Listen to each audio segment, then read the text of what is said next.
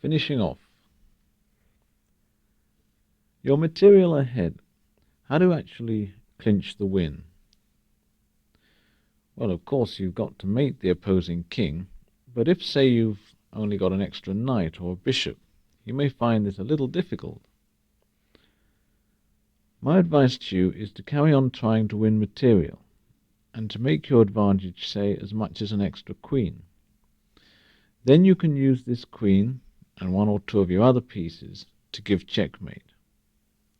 Now, if you haven't got a queen, then the simplest thing to do is to try and promote a pawn to a queen, and then use that.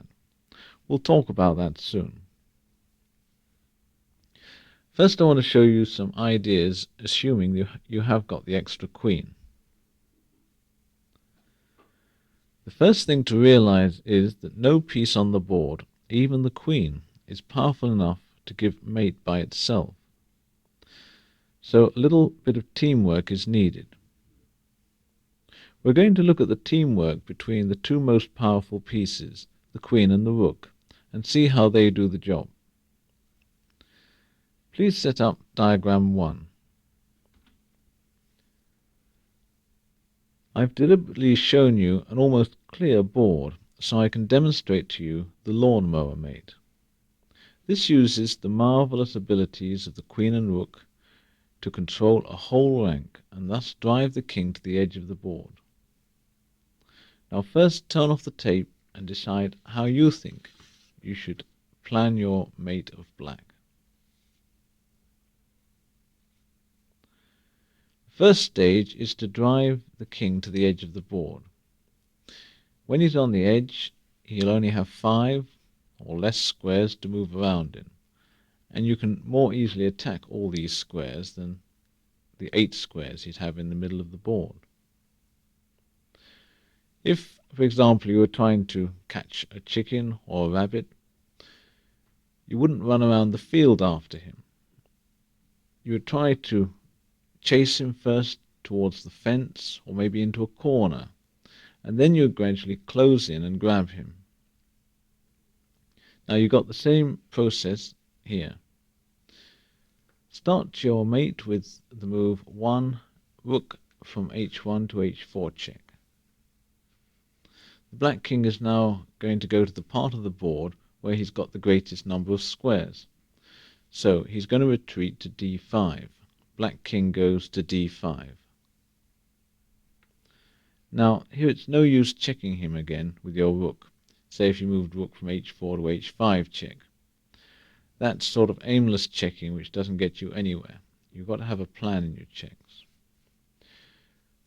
So you've set up a barrier with your rook all along the 4th rank, and the king, the enemy king, is now confined to the lower half of the board. So we don't move the rook, we use our queen to force the king back another rank. Our next move is going to be queen from e2 to h5 check. No choice again for black. He must go back. King back to d6. But his domain is shrinking again. Only 3 ranks left.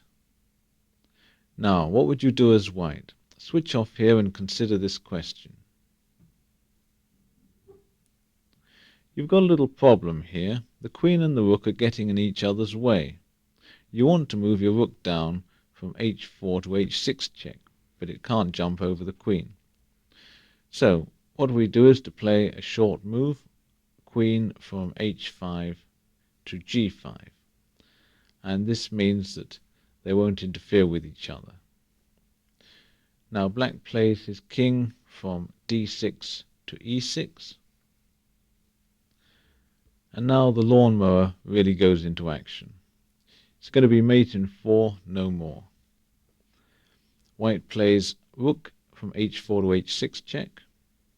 One piece checks, the other one blocks the king's escape route. Black moves his king back again, no choice, goes back to d7. White queen to g7 check. Black king to d8. And I leave you to deliver the mate. Remember this, mate. It's really great. You can also do it with 2 rooks. Set up diagram 2 and then try and deliver a sort of lawnmower mate in the same method as we've been using with the queen and rook. Then we'll go over it together. So switch off here and decide what your plan would be. Well, if I was white, I think I would play my rook to a4 first, setting up a barrier against the black king. The black king now moves king from e5 to d5. Now again we've got a small problem. We can't move rook to c5 check. The king would take the rook. What we need to do is to keep our rooks as far away as possible from the enemy king, so as he doesn't annoyingly attack our rooks. So I would move my rook as far away as I could. I would play it from c3 to h3. Black king now moves from d5 to c5. And now I'm ready to give a sideways check. Rook from h3 to h5 check. My other rook is keeping him from crossing into the other half of the board, so he's going to go back. Black will move his king probably back to b6 now. Now here again, it's no use giving him the check rook to a6 check, because then king takes rook. So following my previous plan, we move our rook as far away as possible, but not too far. So let's move our rook from a4 to g4. Now, do you see why I didn't move it to h4? Yeah, the reason for not moving it to h4 is so as it doesn't interfere with the other rook, and so that they each have a file to travel down on. So we move our rook to g4, and now the black king is miles away from the rooks, and he's going to get mated in approximately 3 moves. So the king moves from b6 to c6. White plays rook g4 to g6 check. King goes back, c6 to d7, desperately trying to get close to the rooks, but it's too late now. Rook from h5 to h7 check. King moves back to e8, and now we've put the coup de grace, rook from g6 to g8 mate. That again was a very simple lawnmower. Now we're going to have a look at a position where you've got a large material advantage, but there are a lot more pieces on the board. Look at diagram 3, set it up on your board.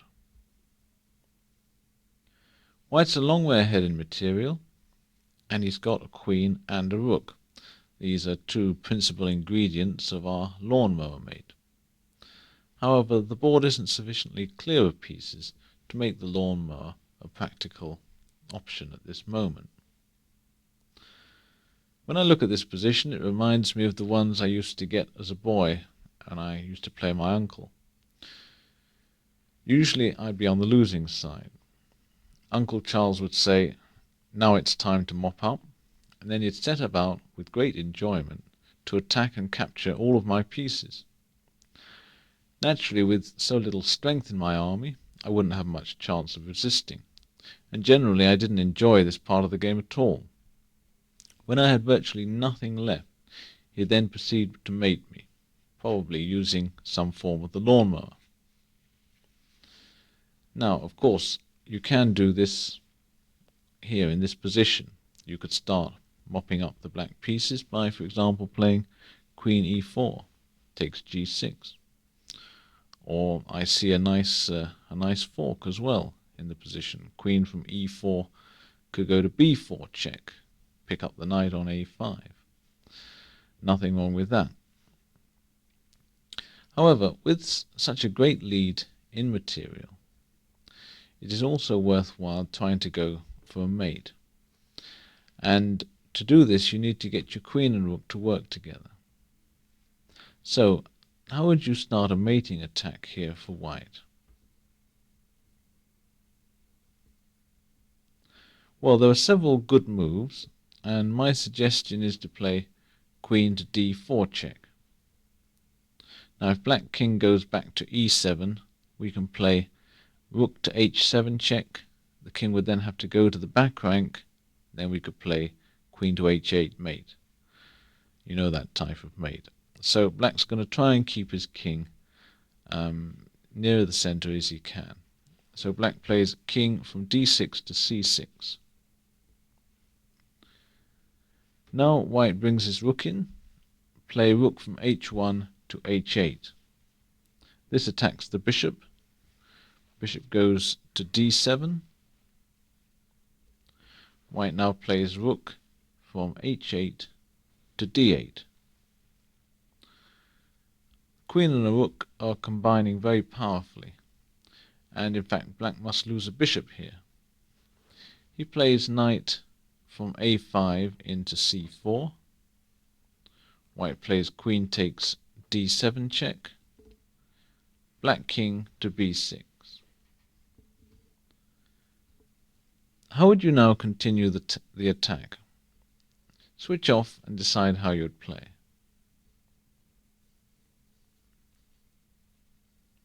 Well, white could carry on checking here. Let's play rook from d8 to b8 check. And if black moves his king to c5, I wonder what you'd play as white. Yes, pawn to b4 would then be mate. So the black king tries to escape by playing himself to a5, not to c5. White plays queen c7 check. Black king to a4. Actually, it looks like black is escaping again, which shows what a wriggly customer the king can be, and therefore white's often an easier task just to do the mopping up job against all his pieces, and only then to start thinking about mating. Still, with a couple of good moves, you can mate in this position very quickly. So what would you play as white? Switch off here and decide. My suggestion here, to finish the game quickly, is to play queen c7 to c5. This threatens queen to b4 mate. What do you now play as white? Switch off here. Well, if you played queen takes b5, that's mate. If you played pawn to b3, that's mate. If you played queen to a3 check, knight takes queen, pawn to b3, you're a show-off. Now set up diagram 4. Once again you've got extra material, but instead of having a queen and a rook to work with, now you've got a queen and a knight. Again, you can try mainly to win his pieces. For example, capture his pawn on f7 with the knight. But you can also have a go at mating the king. So let's start by playing queen to c6 check.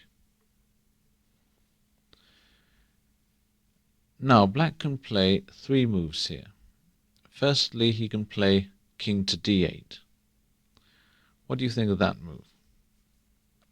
Not much. White's queen d7 would then be mate. Okay, let's play king from c8 to b8. You can mate in 3 moves now. Can you see how? Yes, you can play knight from e5 to d7 check. Black king to a7.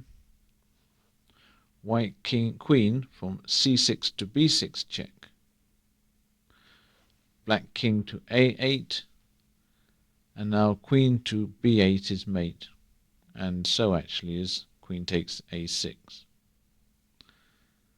Alright, back again to diagram 4. And we'll play this move queen c6 check again. That leaves the move knight from e6 to c7. We've looked at all the other moves. I'd like you to consider how you would continue the attack in this position.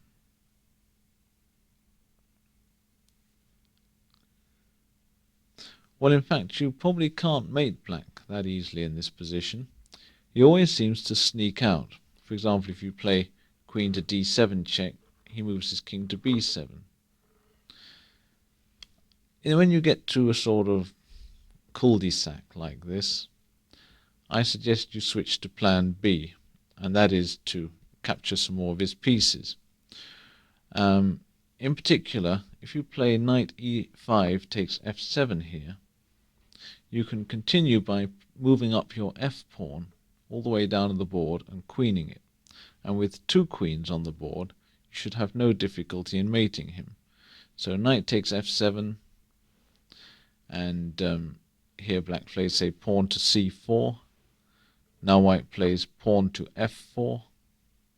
Black plays pawn to h4. White plays pawn to f5. Black plays pawn to a5.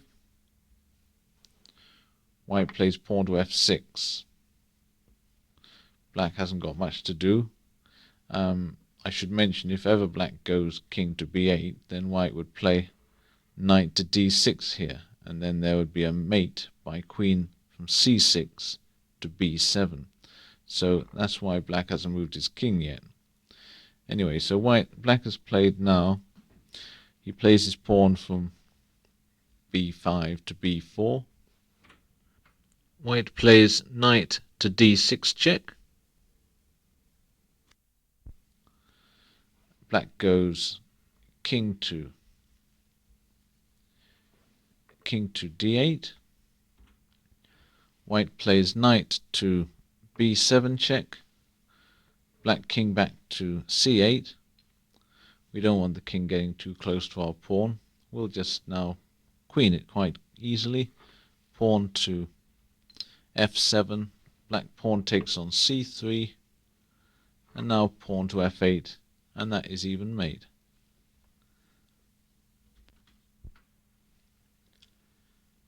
Now I want to look at another sort of position where you've got an extra queen, but nothing else, except of course your king. And in those situations, you've got to use your slow-moving king to help you deliver mate. Usually one doesn't have much use for the king, certainly not in the middle game, but in this sort of position, you've got to use him, otherwise you'll never win the game.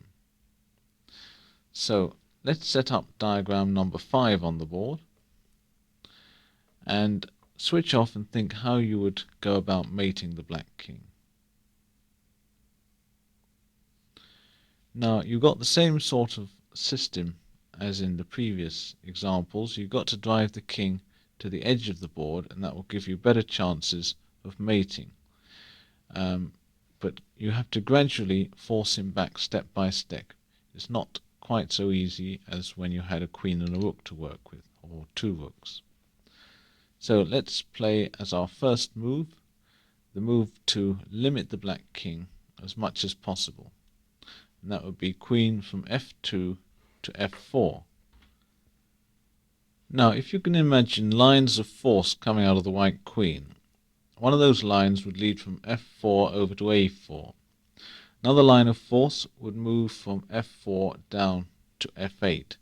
And these keep the king in a sort of cage, and this cage is a cage of only about 20 squares. So that was our first step. Second step will be to bring our king up. Let's see what happens. Black plays his king from d5 to c5. And now we bring our king from d1 to d2.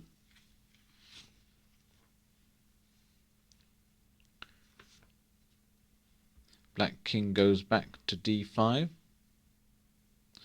We move up to e3. Black king goes to e6.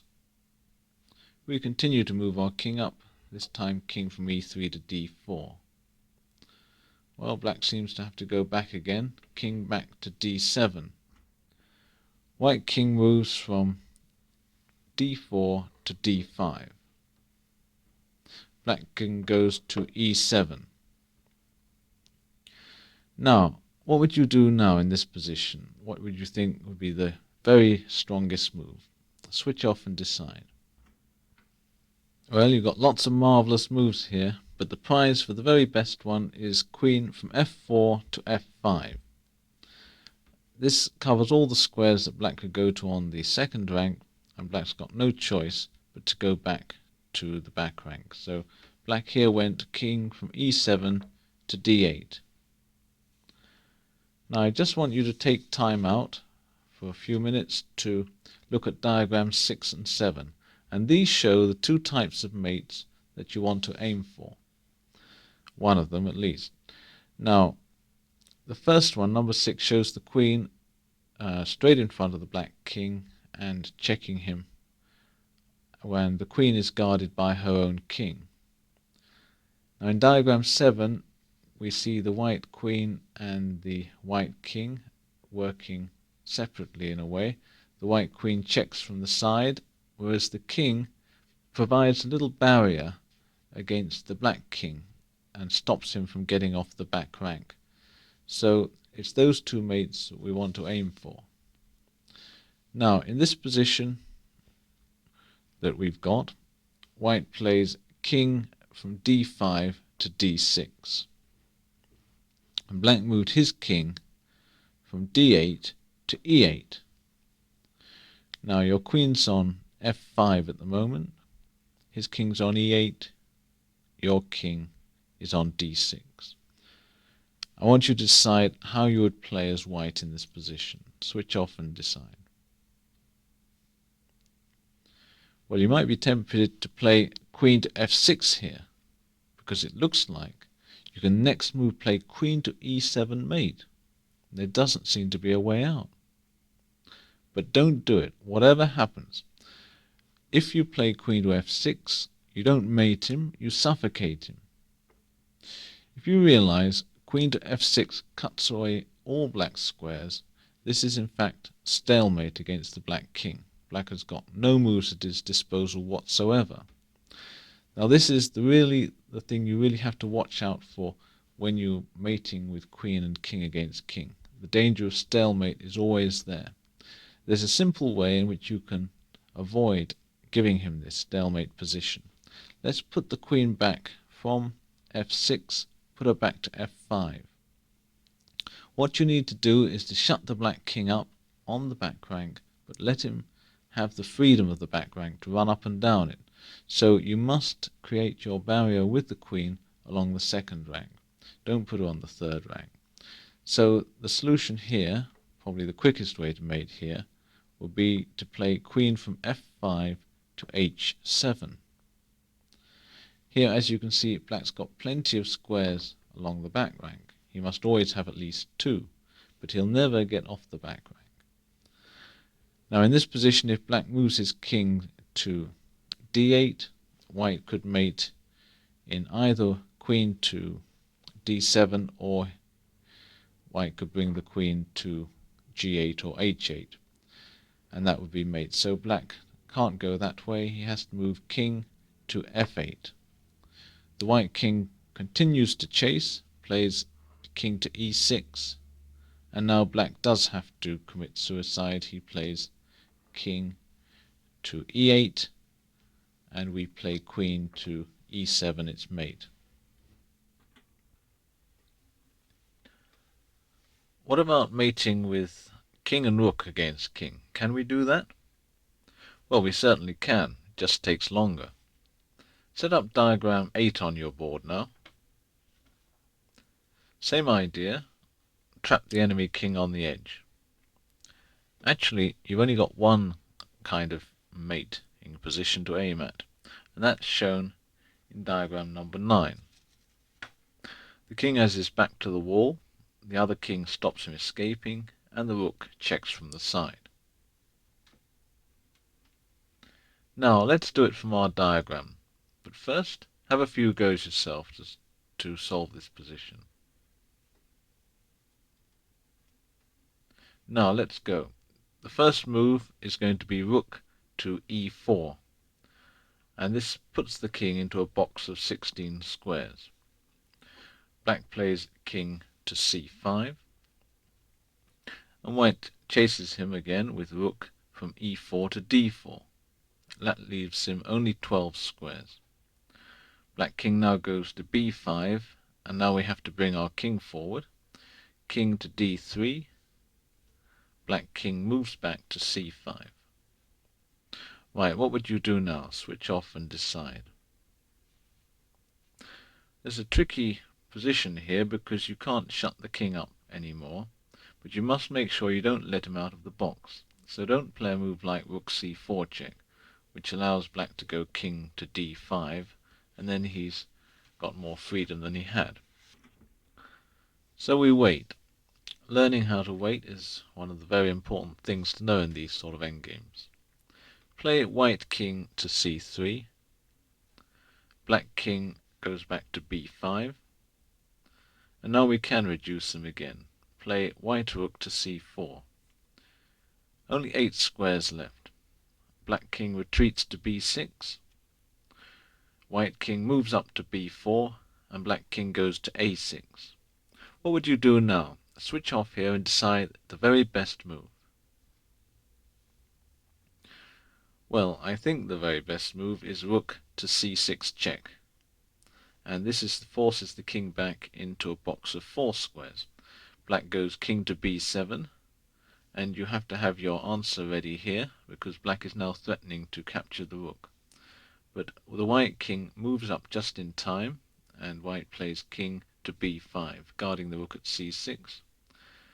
Black now has to go back, king to b8, and finally he's on the back rank.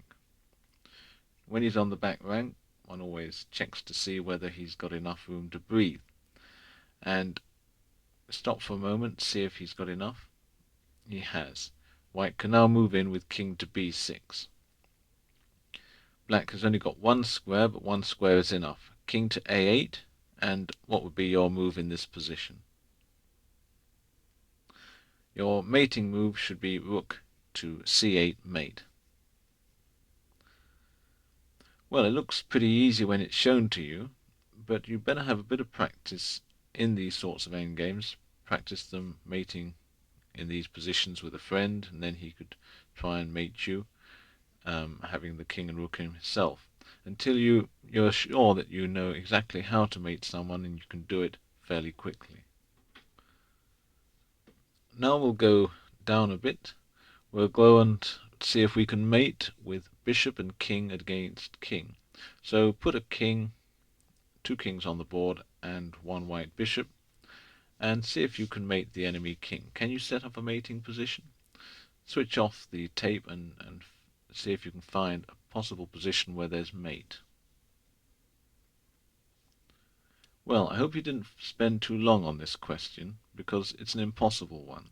There's no way that a bishop and king can mate a lone king, and the same goes for knight and king versus king. You might be surprised to learn that even 2 knights plus a king can't mate a lone king.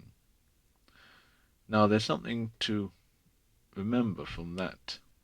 It means that if you get into a position where you have an extra piece, then be careful to keep some pawns on the board, because if all the pawns get exchanged and all you're left with is your extra piece, you won't be able to win. So what you want to do is to try and use your extra piece to help you to win some of your opponent's pawns, and then force your own pawn through so you can get a queen. And once you get a queen, that's going to be an easy win. For example, set up now diagram 10 on your board, and then decide how you would continue. What would be your plan as white? Well, of course you noticed that you had an extra piece, but you should also notice that there's so little attacking material on the board, so little power, that there isn't much chance of mating the enemy king. What you want to do is to queen your pawns, at least queen 1 pawn, and to help you do that, you've got to get rid of your enemy's pawns because they're in the way. So you look for a pawn target, some pawn which doesn't seem to be easily defended, and you start off with him. So in this position, white played his knight from c3 to e4, attacking the pawn at f6. and black had a think here. He saw that if he moved his pawn up, it would get taken. So he defended it with his knight. He played knight from c7 to e8. And now white attacked the piece that defended the pawn, playing bishop from b3 to f7. Black defends the knight with king from c8 to d7. White played bishop takes knight check, king takes bishop, and now white played knight takes pawn check. So that's the first pawn gone. And now if we look back at the pawn on f2, it's a very important pawn, because now this pawn should be able to go through to queen, even if it does take quite a few moves. Now after knight takes pawn check, black king played his king up to f7, and white thought about taking the pawn at h7 by knight takes h7, then thought better of it, because if he plays knight takes h7, the black king moves to g7, and the poor little knight can't get out. So white decided to preserve his knight by moving knight from f6 back to e4. Black played king to e6. Now white played pawn to f4, and black played his king from e6 back to e7. He wants to keep in front of that f pawn, because if he sticks his king in front of the pawn won't be able to queen. So that's why he keeps his king back and doesn't move it forward. Now in these sorts of positions, just as you needed your king to help you to mate the enemy king when you had a king and rook against bear king and queen against bear king, you also need your king to help you push this pawn through, your f pawn. So you should start to move your king up. So you play king to f2, black plays pawn to b6, you play king to e3, black plays now king to f7, and you play pawn to f5. Black plays king to e7, you play king to d4. See, your main aim in this position, you've just got one aim, and that's to help you queen this pawn. You've got this pawn on f5, so the king is going to move up now. Black plays king to f7, white plays king to e5, black plays king to e7. Now all the three pieces are going to help clear the path in front of the f-pawn and push it through to queen. So white now plays pawn from f5 to f6 check. The black king desperately tries to stay in front. He plays king to f7. Now what would you play as white here? Still following our master plan, we play knight from e4 to d6 check. Now this forces the king back. King goes from f7 to f8. He's still in front of the pawn, but we'll be able to winkle him out pretty soon. We play king from e5 to e6. Now black plays pawn from c6 to c5, and we play pawn from f6 to f7. Black plays pawn from b6 to b5, and black obstinately refuses to move his king away from the blockade, as it is, of the pawn. So that's the only thing that's stopping the pawn queening. So how would you go about making sure that the king had to move out of the way? Well, what you've got to do is to move your knight around until it checks the king, and then he'll have to move out of the way. Your knight's on d6, and it's quite interesting that it's 3 squares away from the king on a diagonal. And in those sorts of positions, it takes you 3 moves to deliver a check.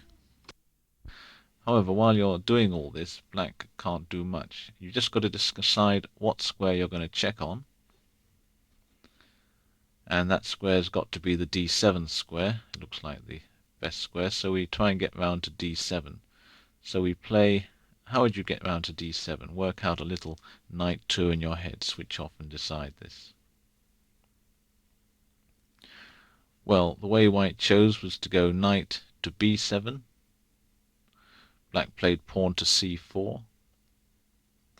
White played knight to c5. Black played pawn to b4.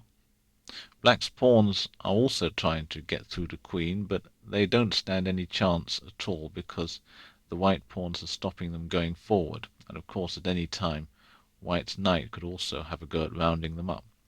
At any rate, white now put the final touch upon his long design by playing knight c5 to d7 check, and that's it.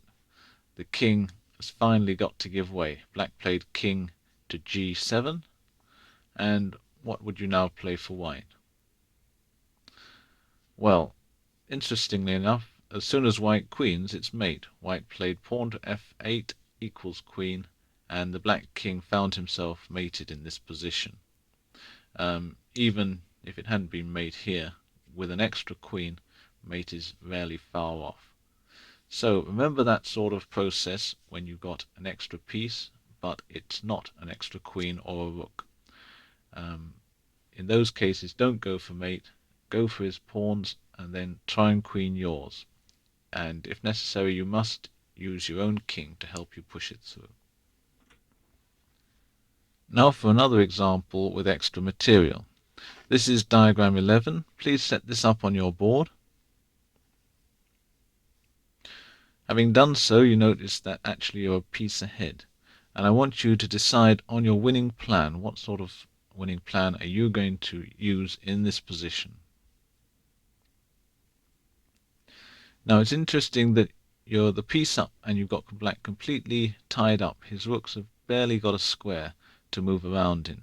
His king has also hardly got any squares to go to, because if he moves his king to g8 or g7, white could take another pawn, and then this pawn would be quite an important one because it stands in front of the pawn at e6, which would then be able possibly to go through to queen.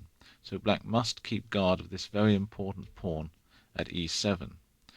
Now you've got a bit of spare capacity in your position. Your king isn't being used very much, and especially your rook on f1 isn't being used hardly at all. So you can play now rook from f1 to d1. And your plan is to move that rook up to d5, move it across to take the undefended pawn at a5. I hope you discovered this idea. And the next thing to do would be to move it across to b5 and take the pawn at b4. There doesn't seem to be any way that black can save these pawns. In this position, you're going to have two extra pawns, and there won't be any pawns in their way. So you just gradually push them forward, and they should win more material for you. They could probably win both black's rooks, because otherwise black will have to let them queen. And so rather than let you have extra queens, he'll have to give up his rooks for them. And then you'll have a very large material advantage. Should be quite enough to force mate against the enemy king. If you can't win with that material advantage, then keep winning his pawns and trying to push one of your pawns through to queen. Now all this is a very long-winded process. It might take you, say, 20 or 30 moves to do, but it is fairly simple, and it's far more boring for your opponent, who has to play about 30 moves just watching his position getting worse and worse until it's hopeless, and he hasn't got really any way of escaping from his straitjacket. Now to get over these boring bits, strong players usually resign in these sorts of positions when they're about a piece down. That is, they give up rather than carry on until mate, because they know that they can string out the game for a long time, maybe 30 moves, but they haven't really got any chances of saving it because the winning process is so simple. So strong players all know how to win win positions when they're a piece ahead. Now, when you play other beginners and you say are a piece down, I certainly don't recommend that you give up. For a start, your opponent might not know the winning process. And for another thing, there are always chances that you might win a piece back. He might make a material mistake. So you should really fight on to the bitter end, and you may have noticed even the position where white had a queen and king against a bare king, there was still a chance of stalemate. So there's still lots of things you can hope for when you're playing other beginners, and your fortunes are at a low ebb.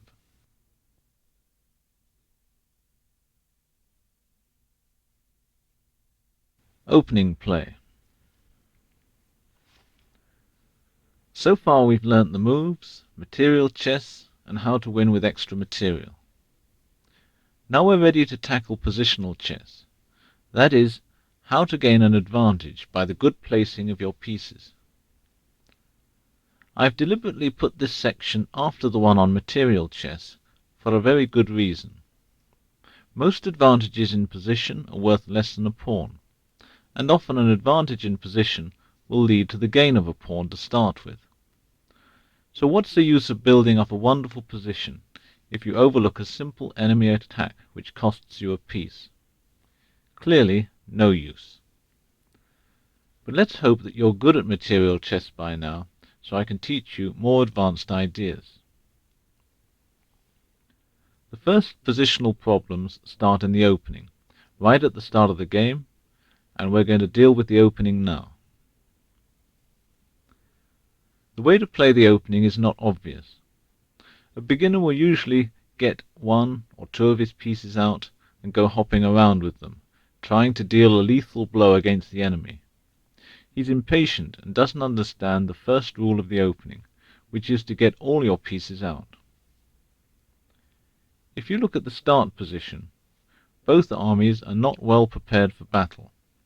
For a start, they're a long way from each other, and secondly, they're covered with pawns. What scope has the bishops, rooks, and even the mighty queen at the beginning of the game? The answer is none. Only the knights can come out, and they can only go to the third rank. So some of the pawn cover must be lifted to give the pieces air, and the pieces themselves must be advanced some way to make contact with the enemy. Secondly, in the opening, and this applies to all stages of the game, the center should be controlled. The center means the middle 4 squares of the board and some of the surrounding squares. The center is important for 2 reasons. In the first place, pieces have more scope in the center generally. Take the bishop. At the edge of the board, she would control 7 squares. Put her in the middle of the board, and her power almost doubles, 13 squares. Same with the knight. On the edge he might control only 4 squares. In a corner even less. Put him in the middle, he dominates 8. The center is also important because a piece in the center can switch to any part of the board rapidly. Take our knight and put him on e4. Here he can move to any part of the board quickly, according to the wishes of the player. Put him now on b2. Look how he's master now of only one small corner of the board, and it takes him much longer to get to the other 3/4 of the board. So, a lot of your work in the early stages of the game requires you to fight for control of the center. Yes, I'm afraid so. Not to attack the enemy yet, but to fight for the middle squares. Well, this is a very unpopular idea, and you'll probably try to ignore it. But I'll put it into understandable terms by giving an example from the Falklands battle. If you remember, the British landed on the island, and the main enemy stronghold was on the other side. The British didn't launch an immediate attack, but first brought all the men and equipment up close to the enemy. This took weeks. Yes, weeks. And as the days went by, the British public got impatient. Why didn't the army attack? Eventually, when everything was prepared, they poured down upon the enemy, radios blaring, and smashed them off the board. So, think of your task as the same as the task force. First you stake out your claim in the center, don't go too far forward. Then you bring up your pieces, and then sound the attack. Now the third main principle of the opening is to keep your king safe. If the main battle is going to take place in the centre, then the king doesn't want to be in the firing line, so he's usually shifted into a corner. His best protectors are the little pawns. You don't advance the pawns around your king. This is where castling comes in. Let's give an example of castling now. We'll just make the white moves. Play one white pawn from e2 to e4. Then next move, white knight from g1 to f3. And on the third move, white bishop from f1 to c4. Now, do all these moves fit in with our plan of laying claim to the centre? Certainly they do. But they also serve another purpose. The white king is now, on the fourth move, able to castle, and he can stay very snug and safe behind his pawns. And what is more, the rook on h1 is taken from a position on the edge of the board to one nearer the centre. These moves we've seen are an example of play which satisfies all three of our principles in the opening. The pieces are brought out and control more squares. They are placed near the centre, but do not yet advance too far, and the king is put in safety. So, do you now know enough to play the opening stage of the game properly? Well, you've learnt a lot, but I've got to tell you a bit more about the first two principles, getting the pieces out, or as it's called, chess development, and the struggle for central control. One important rule is to move each of your pieces only once in the opening. Obviously, if you play one knight to f3 on the first move, and then move them around the board, after 7 moves have been played, how many pieces will you have developed? Only one. However, with good development, only moving a piece once to a position near the centre, then bringing out the other pieces, after 7 moves you could have mobilized as many as 5 pieces. We assume that you have to make a couple of pawn moves to control the centre and to let the pieces out. The next rule is called the exposure rule and is more difficult to understand. The trouble is that you have an opponent, and while you are trying to occupy and control the centre, he's trying to do the same, and also trying to stop you getting your pieces in the centre. Let's play a couple of moves from the starting position. We begin 1. White pawn to e4, black pawn to e5,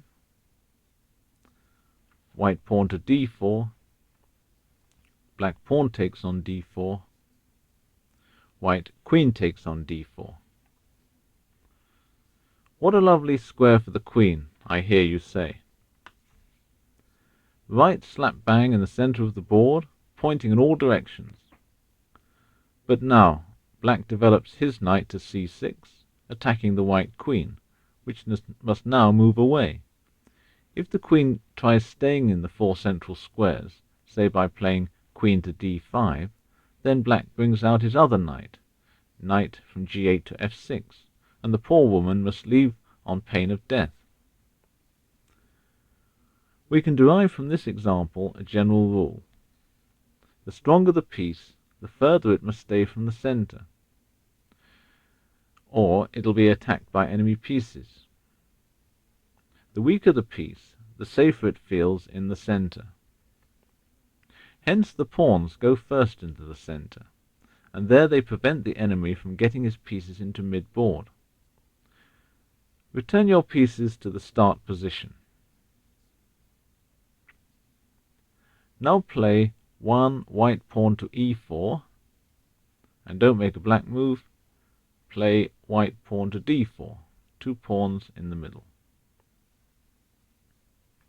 Now, if white can play these 2 moves, his pawns not only occupy 2 of the central squares, they also prevent black from putting any of his pieces on the 4 squares immediately in front of the pawns. And the influence of the pawns even extends further than the rank directly in front of them.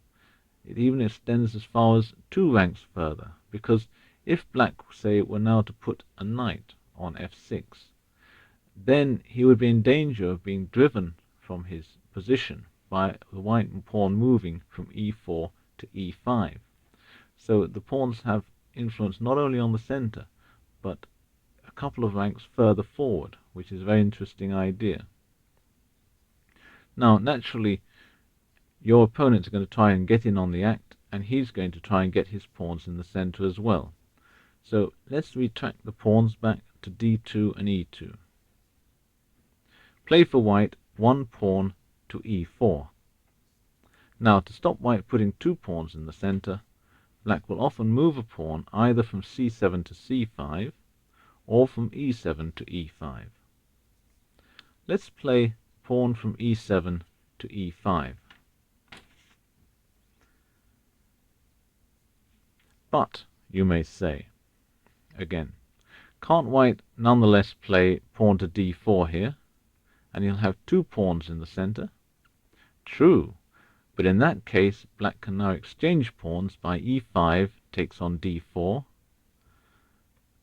white plays queen takes on d4, and here white has no longer got a central pawn at d4, and that means eventually black may be able to put a piece on either c5 or e5, these central squares, and of course he will probably be able to bring his knight to c6 because it isn't going to be driven or in danger of being driven away by a white pawn coming from d4 to d5. For example, in this position, let's say black plays knight to c6.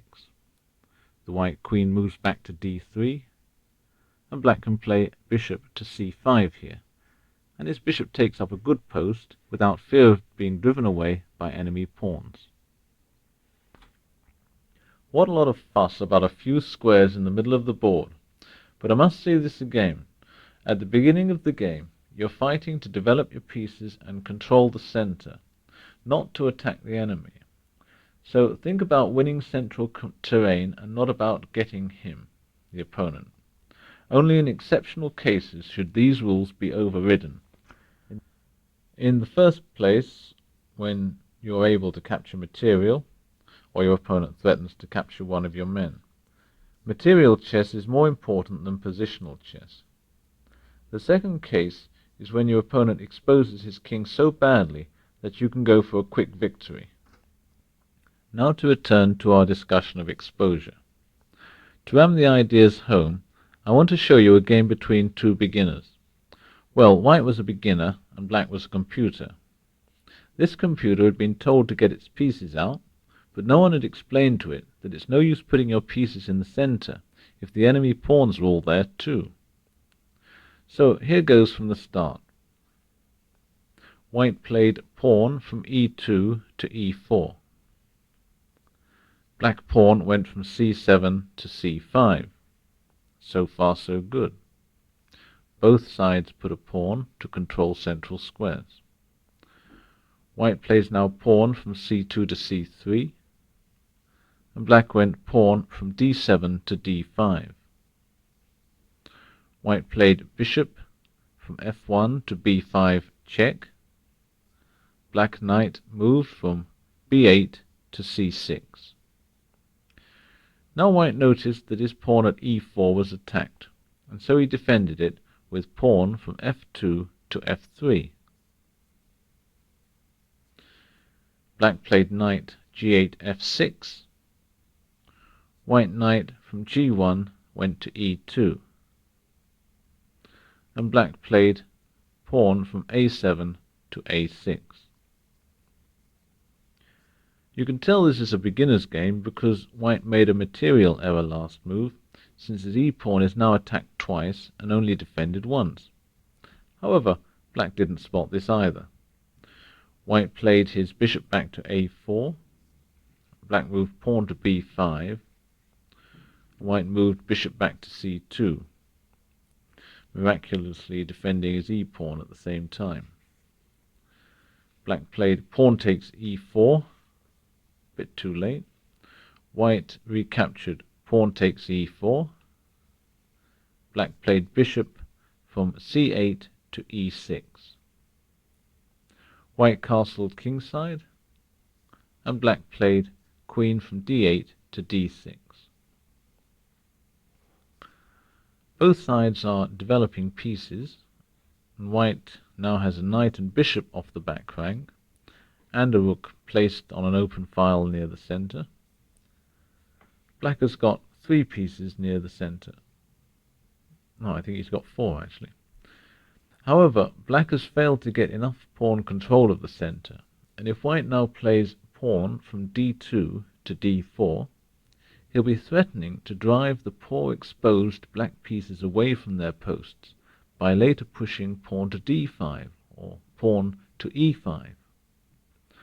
Well, white actually didn't play pawn from d2 to d4 in this game. Instead he played a less aggressive thrust, pawn to d3. This move is also quite good because white now intends to bring his queenside pieces out, the bishop at c1, knight at b1, and the rook at a1. Black played rook from a8 to d8, and white moved bishop from c1 to f4. Note this move well. Sometimes one is able to develop a piece with a gain of time. Black has put his queen on an exposed square, and now has to move it again, and this will give white time to make another developing move, for example, move his knight to d2. As it happened, black didn't move the queen. He saw the attack. After all, black was a computer, and computers usually see attacks. And black blocked with knight from c6 to e5. But this move only exposes his pieces more to the attack of white pawns. White could now have played pawn from d3 to d4, and after black plays pawn takes on d4, white pawn takes on d4, black would even lose the knight at e5, because if the knight moves, then the queen behind it would be lost. Well, white didn't see this move, but the lesson is clear. Develop your pieces, but don't expose them to the attacks of weaker pieces, especially pawns. Well, having talked about the idea of exposure, I shall now return to piece development and look at some of the individual pieces. We've seen how the bishop and knight can come out. Now we're going to look at the hardest piece to develop. That's the rook. Now at the beginning of the game, they're far from the center and they're shut in. And the easiest way to get them out seems to be to advance the pawns in front of them. But this is rarely done. Why? The reason is that advancing the side pawns doesn't usually help to control the center, so the central pawns are moved instead. Also, if a pawn advances to h4 or to a4, and the rook comes up onto the third rank, the rook will then be exposed. If you remember our rule, the stronger the piece, the more danger of exposure, and the rook is one of the strongest pieces. Here is a short example of disaster on the third rank. From the start position, white plays 1 pawn from h2 to h4. Black answers pawn from d7 to d5. White plays rook from h1 to h3. Black plays bishop takes rook on h3 and wins the exchange, 5 points for 3.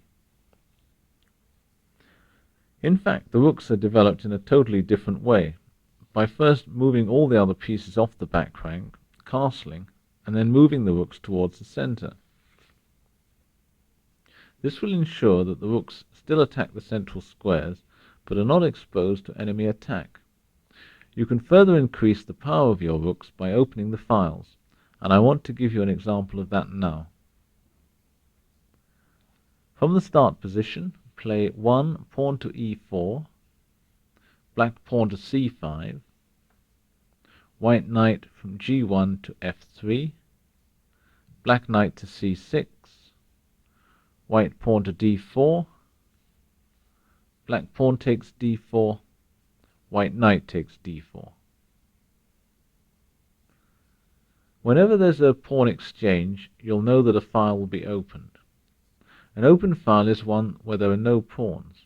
A half-open file is a file where there's only one pawn on it.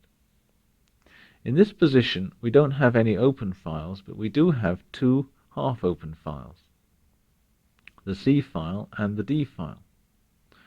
White will use the D file for his queen and rooks, and we can imagine him playing moves like white knight to C3, white bishop to E3, white queen to D2, white castles queenside, lining up his pieces along that file.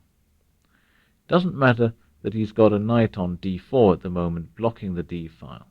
That knight can be moved away, and then the queen and rook will strike all along the file to the enemy position. This is why open and half-open files are so useful to rooks and queens. They allow you to strike at the enemy from a distance. Black will also try to make use of his half-open file for placing queen and rook on. Say he puts his queen on C7, and then maybe he gets his rook to C8 when the other pieces have moved off the back rank. If you haven't got a half-open file or an open file, then still put your rooks in the center behind an advanced pawn. There's a chance that by pushing that pawn forward, you'll be able to open a file, and even if you don't, the rook will still command several squares in the center. Now let's look at the development of the queen. We know that it's our strongest piece, and therefore we should keep it back to avoid exposure to the enemy pawns, bishops and knights. For example, let's play from move 1 in the start position. Play white pawn from E2 to E4. Black pawn E7 to E5. And now white pawn from D2 to D4. Black pawn takes on D4. White queen takes on D4. Now the queen is exposed to attack here, and black can develop his own knight to C6, attacking the queen and forcing it to move away. Well, it's not much use bringing a piece to a position which it can't maintain. From our study of rooks, we know that the back rank needs to be clear to allow them to come to the center. So the queen is generally placed on the second rank, near the center. If you can give her a good diagonal, or half-open file, then so much the better. Many beginners' books tell you that it's dangerous to bring the queen out too early. If your opponent does this, then he's very likely to neglect the development of his other pieces, and you may be able to gain time for your own development by attacking the queen. But beware, I have seen dozens of games where the player who brought his queen out actually won because of this. The queen is such a strong piece and attacks in so many directions that it takes a really sharp eye to see all the attacks and defend against them. Let me give you some examples. From the start position, play white pawn from E2 to E4, black pawn E7 to E5, white bishop to C4, black knight to C6. White queen moves to F3. Now, what would you play as black? Well, you had to see that white is threatening queen takes F7 mate. So if you can stop this threat and develop a piece at the same time, you're doing very well. The best move here is black knight from G8 to F6, which blocks the threat and brings the knight out near the center. Okay, let's go back to the start for another example. Play pawn from E2 to E4, black pawn from E7 to E5, white bishop from F1 to C4, black bishop to C5, white queen from D1 to H5. How should black play here?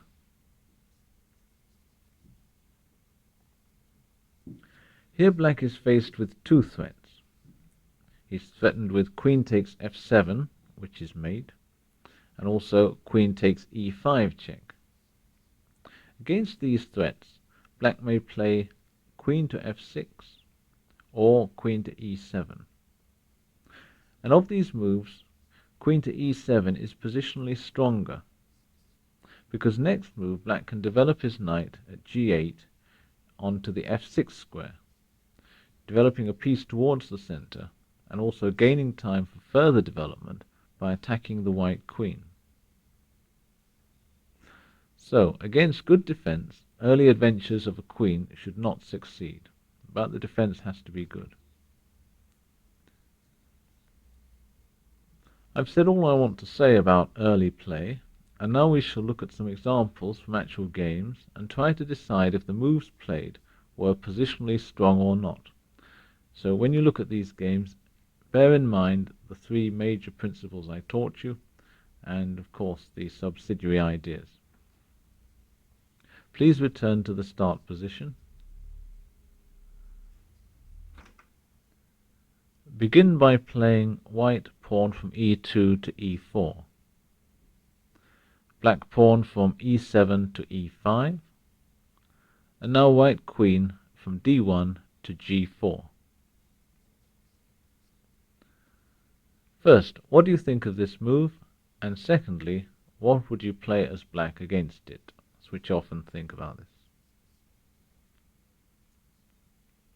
Well, it's an early queen sortie, so it looks bad.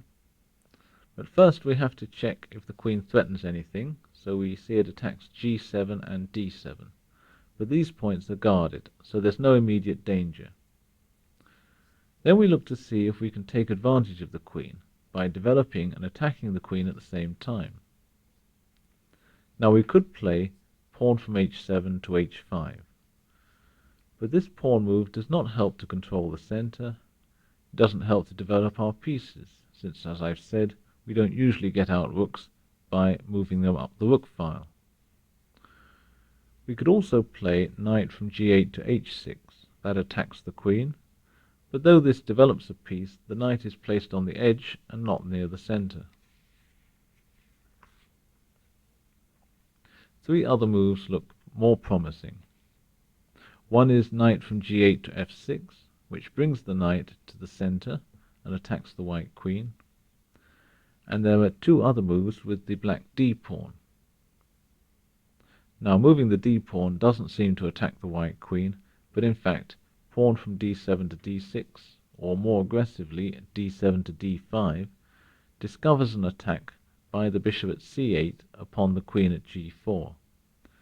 And these moves help to control the center and release the queen's bishop for action. Now let's return to the game and put black's pawn back on d7, and we'll see what black in fact played. Black's actual move was knight from g8 to e7. This brings the knight out, but it would have been nearer to the center on f6. Furthermore, the knight on e7 blocks the line of both queen and bishop, so it's going to have to be moved again if we want to get the other pieces out. White's next move was pawn from b2 to b3. What's your opinion of this move? This move is not all bad, but it's more bad than good. It doesn't help to control the center with pawns, but it does help the bishop on c1 to come out, probably to b2, where it will attack the central squares and also will be off the back rank. So that's going to help the development of the rooks as well. Black now played his knight from e7 to g6. Well, as I said, it's not good to move a piece twice in the opening, but here this is necessary in order to get the f8 bishop off the back row. By the way, at any time now, or in the next few moves, black could have played pawn from d7 to d5, discovering an attack on the white queen and gaining control of the center. But I won't bother to keep saying that, as it gets boring. After black knight to g6, white moved d2 to d3. Too many pawn moves. In fact, white's just moved pawns and his queen. The white bishop at c1 already had an outlet at b2, so there was no need to give it another by moving the d-pawn. It's high time white developed his knights and bishops, but he's not done any of that yet. Black moved now bishop to e7. White did now play his knight out, b1 to c3. Black castled. These last three moves were good ones. White knight from c3 went to d5. This move wasn't good. Why move a piece twice when so many of the men are still at home? As well as that, the knight on d5 doesn't actually threaten to win any material, as you can check by looking at what it attacks. Black now moved his knight from g6 to h8. Well, this move staggers me actually. I think it's completely the opposite of positional chess. The knight couldn't be further away from the center than the position which black has managed to obtain for it. And at least it doesn't lose any material. White now moved knight d5 takes on e7 check. Another move which doesn't really help his development, doesn't really do any harm to black. Black played queen d8 takes e7. White queen from g4 went up to g5. What do you think of this move? Can you suggest any better? Positionally speaking, there's still plenty of mobilization for the white army to do. Knight g1 to f3, castle kingside, bishop to b2. So there's no need to move the white queen again. Or possibly, white hoped that black wouldn't see that his own queen was attacked. Well, black did see it. He played pawn f7 to f6. White moved his queen back to h4. We'll leave the game here. Both sides at least have got strong pawns in the center. Black has been able to castle. But there's a lot of work still to be done developing the pieces. Certainly they could have done better in the 8 moves or so which they've had. Now let's return our pieces to the start position and contrast this game with more regular opening moves. Play white pawn from e2 to e4, black pawn to e5, white knight to f3. This brings the knight towards the center and attacks the black e-pawn. Black plays knight c6, defending the pawn and developing a piece. White now brought his bishop from f1 to c4, and black played bishop f8 to c5. White played pawn from c2 to c3. Though this move doesn't develop a piece, it does help white in his battle to control the center, because white wants to support his d-pawn to advance up to d4. Then he'd be able to put 2 pawns in the center and drive away the black bishop at c5. Black here developed knight from g8 to f6, developing and attacking the pawn at e4. White answered pawn to d4, black pawn took on d4, and white pawn took on d4. At this moment, black can capture the white pawn at e4, but obviously there's a bishop at c5 which is also attacked. So our understanding of material chess shows us that this attack takes priority.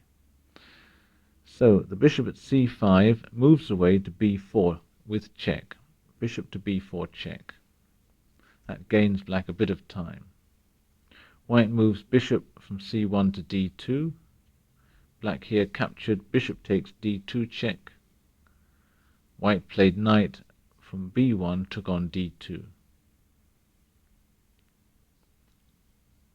White now seems to have gained his positional objective. He's developed several pieces, and he also has the 2-pawn center. His pawns are ready to march forward and push the black pieces away from their posts. Black doesn't delay. His developed pieces are insecure, so it's no use developing others or castling now until he's stabilized them. He strikes back immediately with pawn d7 to d5, hitting the white bishop and the e-pawn. White plays e takes d5, black knight on f6 captures on d5. Black's knights are now safe from the enemy pawns at least, as the pawn at d4 is blocked and the pawn at e4 has been liquidated. White now castled and black castled. Now let's look at this position. About 9 moves have passed, but both sides have castled. Nearly all the minor pieces are out, and the rooks also have a choice of open and half-open files in the centre. The queens have not yet been moved, but they certainly control more squares than they did at the beginning of the game, and this is due to the movement of the pawns. After all this talk about positional chess, I don't want you to forget the earlier lessons of material chess. There are 2 situations when positional rules should be flouted in the opening. One is when pieces and pawns are attacked, and they should be defended or captured. And the other situation is when the opponent exposes his king very badly, so you can make a direct attack even with only a couple of pieces. Now, here's a game to demonstrate the ideas. From the start position, this game began. White pawn from e2 to e4. Black pawn from e7 to e5. White knight g1 to f3. Black pawn h7 to h5. What do you think of this move? This is both a positional and a material error, and white played the move knight takes e5. Black played pawn from f7 to f6. Black hopes to drive the knight away, but it only advances further. Pawn to d6 would have forced the knight back instead. Now after pawn f7 to f6, white played knight e5 to g6. Black moved his attacked rook, rook h8 to h6. White knight g6 to h4. Black g7 pawn went up to g5. The knight on h4 now hopped round to f5. And the rook at h6 moved to g6. What would you play here as white? White moved bishop from f1 to c4. A good developing move, of course, but he had a much stronger move in queen d1 takes on h5. Please make this move on the board. This move is strong not only because it wins a pawn, but because it starts an attack on the black king. Normally such an attack could not succeed so early in the game. After all, only 7 moves have been played. But black has exposed his king, not by advancing the king itself, but by advancing all the pawns that should be protecting the king. Now black is in serious trouble along this diagonal leading from h5 to e8. His rook is threatened with capture, and if he defends it with king from e8 to f7, white would just continue his attack with bishop f1 to c4 check, and he's got every prospect of a quick victory. Now, this move didn't happen. That is, white didn't take the pawn on h5, so let's put white's queen back on d1, give black his pawn back on h5, and black king should be on e8, and the white bishop should be on f1. As I said, white didn't see this move, queen takes h5. The reason was that he was so concerned about making good positional moves, he failed to see that he had a material capture at his disposal. Now we'll continue a few more moves in this game. White played here bishop from f1 to c4. As I stated, he didn't capture the pawn at h5. Black moved knight from g8 to e7. White played knight takes e7. Black bishop takes e7.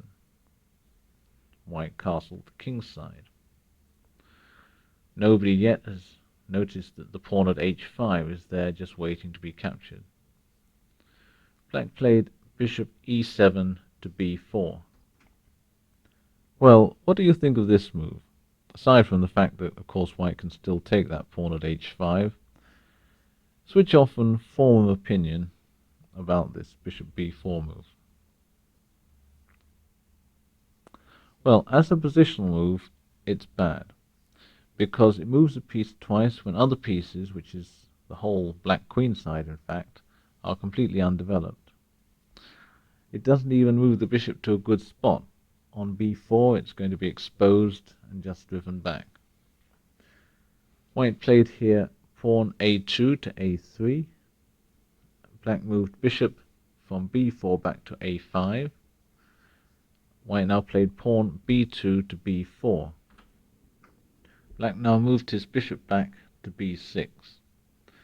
Well, white actually hasn't gained more central control with pawns with his last two moves, but on the other hand, he is able now to play his bishop to b2, and the bishop's going to have a very good diagonal. So there has been something of a gain of time for white in the last two moves. Now, black plays bishop b6, and white now brought his knight from b1 to c3. At last black noticed something. He played rook g6 to h6. White continued calmly, bishop b1 to b2. And black played rook from h6 to h8. But I don't know what this move is about. Why not develop the queenside pieces? White now played knight c3 to d5. What do you think of this move?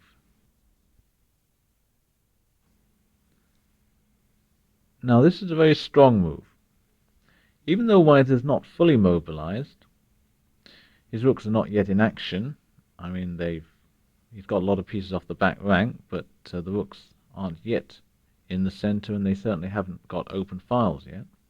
Anyway, as I said, white isn't fully mobilized, but black's king's position is so shaky that he can really afford to start an attack here.